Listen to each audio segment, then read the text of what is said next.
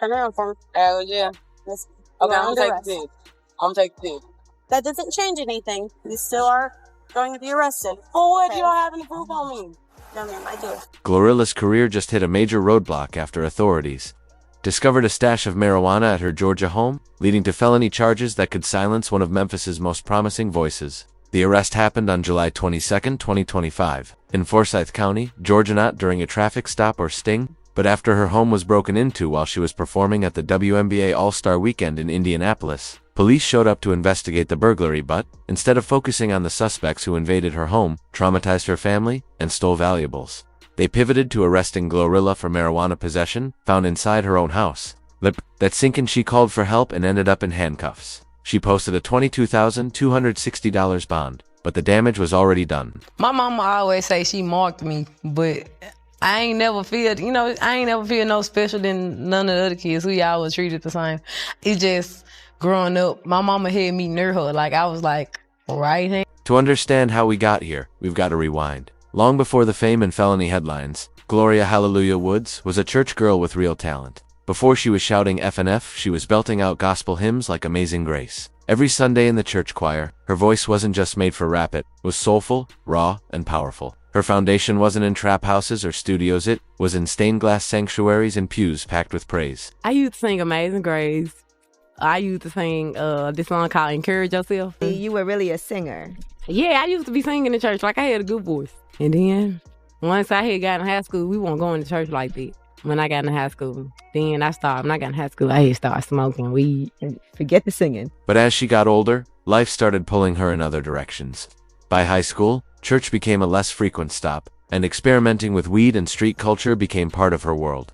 That transformation paved the way for her rap identity. Then came the big break, 2022's FNF with producer Hit Kid. That track exploded across TikTok and shot up the Billboard charts. But FNF wasn't just a viral Hittite, it was an anthem. A declaration of independence for women tired of carrying dead weight. Manager every day that we was in LA with Sweetie, that labels are going to try to sign you because of FNF, so watch out. I also told you to let me know when labels reach out so we can be on the same page, but you still went and signed my song without telling me. GloRilla's response to her sudden fame was different from many others. She didn't fold, she didn't freeze, she owned it. Even when controversy hit over ownership of FNF, she didn't back down. Hit Kid accused her and CMG of leaving him out of key deals.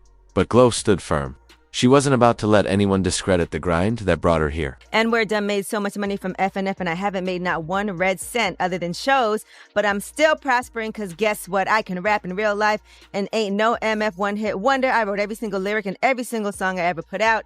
And even after all this, I still got love for Hit Kid because we came up together even though he'd been going behind my back ever since the song blew up. That drama was just the start. Once you're hot in the industry, everybody tests your resolve. Fake friends, shady deals, and major labels that only see dollar signs. GloRilla navigated it all smartly. She took her time, met with different labels, and ultimately chose to sign with Yo Gotti's CMG.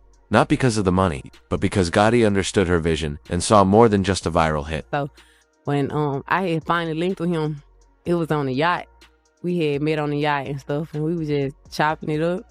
And then the rest was history. How you get to Gotti last, though? Gotti right there in Memphis. Right, because it's like, I don't know. I probably was scared. What sealed the deal with Yo Gotti wasn't just his Memphis roots or reputation, it was his genuine belief in her potential. When she played him unreleased tracks aboard a yacht, his reaction told her everything she needed to know. He saw an artist, not just a trend. He wasn't trying to duplicate FNF. He wanted to help her build a legacy. As soon as I pulled up and we was on the yacht, I instantly hooked up to the aux, played all my unreleased music, and he was just, we was just on the yacht vibing to all my unreleased music I got. So he was like, it just felt right. You know what I'm saying? Like I said, he believed in me. But with success came new pressure from fans, from labels, and most dangerously, from the system. In April 2024, GloRilla was arrested in Gwinnett County, Georgia for a DUI. The footage from that stop showed her being treated like a suspect. Before anything even happened, no benefit of the doubt, no celebrity privilege, just suspicion. I know you are. You sing you. No, because you still gonna pick on me. You don't matter who I am. Pick on you? I'm not picking on you. You're driving and I can smell alcohol off your breath. But I'm not drunk. I can tell you this. Glo caught on to the vibe quickly. The moment that officer asked her to identify herself, you could see it in her eyes. She knew she was being profiled. Her fame didn't shield her from that. If anything, it made her more of a target. That arrest marked a shift, a warning that the system had its eyes on her. Yeah, I'm on you. Ma'am? I said, I'm on your TV. On my TV? Yeah. Okay. So get this over with, because I'm not drunk. Despite passing field sobriety tests and keeping her composure, Glo was still charged. The body cam footage revealed a woman who was frustrated and confused, who knew she was being unfairly treated. It wasn't about justice, it was about control. Her name, her face, her success, they all made her a threat. Yeah. Okay, I'm gonna take the pig. I'm gonna take the pig. That doesn't change anything. You still are going to be arrested. For what? Okay. You don't have any proof on me. No, ma'am, I do.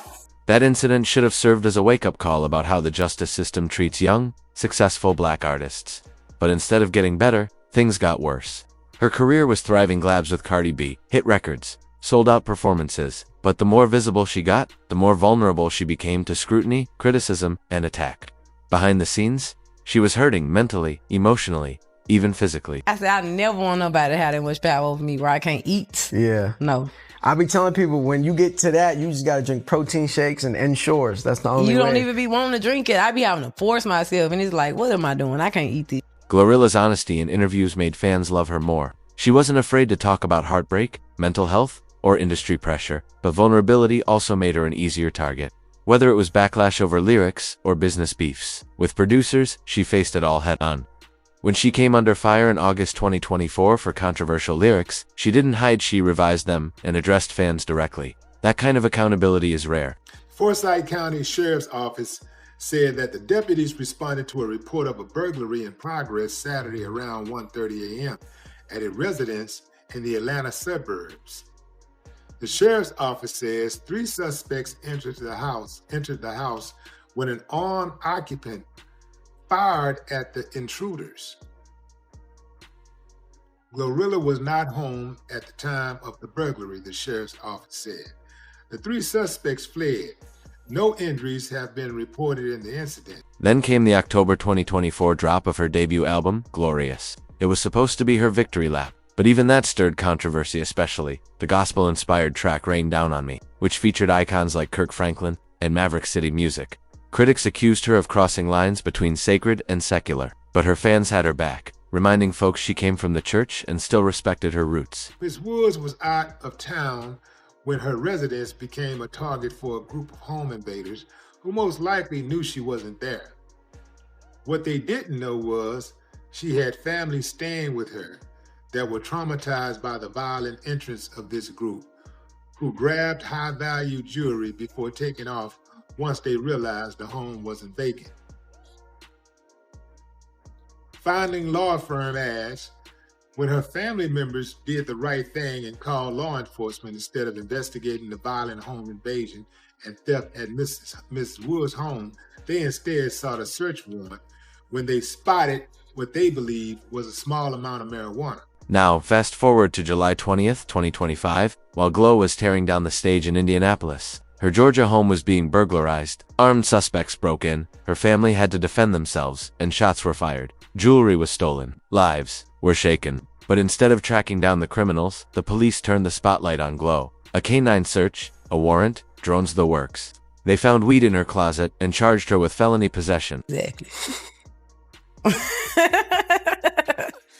But like, where did this come from? I never heard somebody say that until you said it. Seriously? You didn't make that up? I actually didn't make that up. Okay. Actually, I don't know where I saw this at, but they was like, I saw a post, they said, crackheads be giving out the best advice. One of them just walked up to me and said, at the end of the day, to take out him. Let's get real, Glo wasn't at the house. She didn't invite crime. She was the victim. But somehow, she's the one being punished. Her lawyer, Drew Fenneling, called out the system for flipping the script, criminalizing the victim, while the real burglars walk free. These charges aren't just legal, they're cultural. They represent a system that treats black success like a threat. But through it all, Glo didn't fold. She performed at the FedEx Forum, stood tall, and showed the world why she's more than a headline, she's a force. Whether she beats the case or not, one thing is clear, GloRilla already made history, and no one can take that from her.